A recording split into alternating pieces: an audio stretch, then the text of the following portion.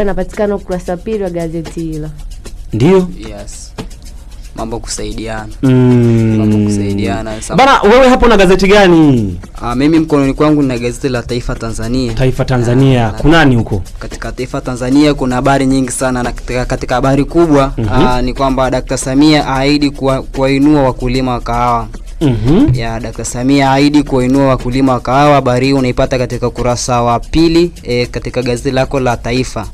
Lakini pia katika taarifa nyingine ni kwamba Dr. Nchimbi awasili Njombe kusaka kura za CCM. Emmanuel Nchimbi. Dr. Nchimbi awasili Njombe kusaka kura za CCM. Ndio. Gombea mwenza.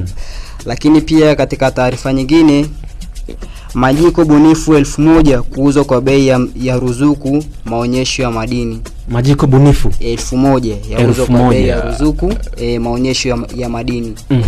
Habari hiyo utaipata katika kurasa wa 5 katika gazeti lako la Taifa Tanzania. Bana, sisi hatujui majiko bunifu ni majiko au ya aina gani.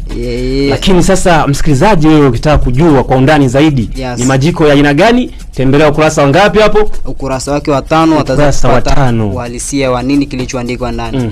Utajua majiko hao ya ubunifu yamebuniwa kwa namna gani, yani kabuni na yanauzwa kwa bei ya ruzuku, bei ya serikali, bei elekezi ya serikali. Lakini pia tuna taarifa nyingine nasema Profesa Nombo kituo cha uhariri ni ushahidi wa uwekezaji wa serikali katika sekta ya afya. Ndio. Hapa kuna profesa hapa. Sasa ukitaka habari hii chukua gazeti lako la Taifa Tanzania ukurasa wako wa 5 utapata madini yote, kitu gani kimeandikwa ndani.